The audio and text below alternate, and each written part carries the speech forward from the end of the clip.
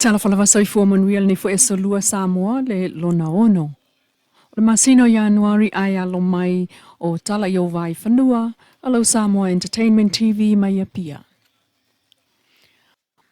Ua ta tala aloa ia i nei mo mai moanga a le atunu ulau tele le maota fau mo tina mata mama tutua e tausi ai i longo i pulo tui fusi sa fotu la fai. O le aunga o le so ua watu ai le avanoa mo a inga o fia watu o lato matua tausi. E tausi e tamai ta isa o le au onanga e pe ona whaia foi i upolu nei i le mapui whangalele i vailele.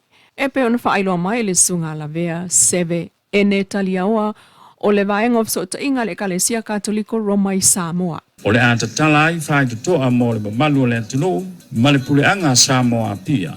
E a fiu mai e mo li mau, mamai moa i le no fuanga le nei.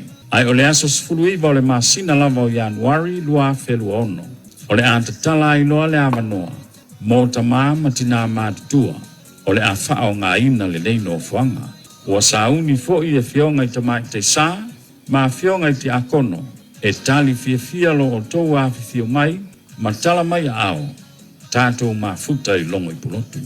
O le telefoni e whaafso ta iai le no fuanga, o le fitu tasi lima tolu ano fitu, mo Sister Antonina i e lome, ma Sister Pauline. E vea foi le nei a vanoa taua, e mo moli atua i alo whaanga o le fionga i le aki e pikupo, mo sese vitoli o tui, whape foi e fionga i tamai te saa, ma fionga i te akono, o le no fuanga i longo i pulotu. Ina ia maua e ta ma tina matutua o le atunu, ma le puleanga Samoa pia. Se tausanga fau fia, ma le manuia. Pensau no le sunga la vea seve ene taliaoa, o le vaenga of sota inga, a le Kalesia Katoliko Roma i pia. A o tumutumu waile tau langa i wha, taunga o whaunga fale, ma whainga sa o wha i masania i lava, i le umane o le pisi o kilisi masima le tausanga fau. Ai o le taimi fo i o wha taunga, mo tā penanga mo lea e o whanawa o ngai le masina fau. Peita e wata atia ai fo i le tā penanga le malo. O lana tupe whaasoa mo le mtanga ruengawa o ngā maanga nuu. Mai le whaasoa le malo, lana tala whaasoa sol tupe talu mai o ke topa lua o lua lima. Mo le tausanga whaal tupe wa savalia nei, lua o lua lima, lua o lua ono. Wa atofa atu iai le mtanga ruengawa o ngā le selau tolu sulfa miliona. Wha selau mo le fitua feiva selau TALA. E au fiai le 10 miliona ma le valu sultolu afe 5 selau mo le Universitea wa Samoa. Le Samoa Qualification Authority wa batu iai le 5 miliona. Se 10 miliona 5 selau afe mo le One Government School Grants. Selau afe TALA mo le Asociota Waso po le Blind Persons Association. Selau afe TALA mo le Samoa Association of Sign Language Interpreters. Miliona ma le afa mo le Teachers Higher Education. Valu selau valu sfuluafe TALA mo School Connectivity po so tanga wa onga. O le masina fau, le toi amatai a onga a whanau. A inisio TALA, o le matawhaioi lava le a onga tu ma oti ma lona pulenga, le totongi o la tauwhai a onga.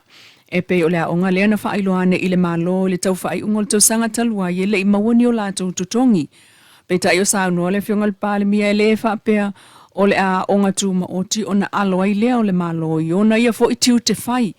Pe o le a apa atu e whaatulanga awalai avatua i le malo so soani tau tupe mo a onga ia o lo ave i ai whana we ia a fianga tu mau. Ale lau tangi mai nei whapea o rova yaso riko ngela ko and who was responsible for them? Ia, o le pulenga lana nā mena ma pau ia lato. Ai le alo le malo leo o whai atu. Se ta pena le leile taimi e tauna mai umma whaatumtumunga o a ongangi. Talo noa iai. Ma mawhau whau po le ale le ale sila sanga fo mulu mana po foi fa fita u le la tu te fe mai dango te lo ele tasi se fa fita yo lo foi la isi fa la popitonga ese tu fa la popitonga wa velta tu fa la foi a fiel mele a te tonu la isi te mi muli a voi fa fo mai la tu no mato fiutanga in ritaya e te me te vala o to e mai se fa le tala on ta pena rola io le afu tasi o mi te fa fita uli tulanga le whawhaina pulenga o mai. O tangata iai a fianga tu mawe iai la tau e pō le vaai, ngungu, longo noa, maisi a fianga e pe o le mawhauwhau. O vaenga o le tina o le ato atoa maisi wanga wa ai o na maua lana ia fo'i tolu se lau TALA i le masina. Mai ua tau nuu mai ai i le tausanga fau le nei le wa ai le malo i se fofo le wha le tonu o iai nei le wha asoa mō tangata iai a fianga tu mauma mana onga wha apitoa. O tau na sila e malo i le awala e whatu langai se afu e tasi wha asoa mai mea tau disability. E pela le mele u fai, if you qualify as a disability, kor se lau kalala u kupen masi. Lono winga, e tau whela na sila le awala e tweet ya o ngai loto tau mu fai se nese ia malama awai e se umana tu pule. Le fionga le palemia la aulia le mali e toa polata i vao le ua tea Forsi Schmidt. O le tulilo aina pea o le taua o whaia nei whaasanga i whaala au whaasa. Ua ngā lulu e whaatasi ai nei malo e lua Amerika Samoa ma Samoa i le mata i tuina. O loa lo la umai e le Lady Samoa mai whangatongo. Mō mata utu whapea fo il mlai wa lele whavao malo i tutuila ta funa i whaleolo ma whangali. O le masi i atu le malo i wala au lia mai Amerika Samoa mo le umusaina o lona moto fono fau. I malai o le talu i whangatongo. I le tausanga na te nei na mawai fo i male awa noe whaatala noai. Le vaenga mō le anga i lumo o Samoa na lua. Mai whaatai riko wana o laua o tarsanga i.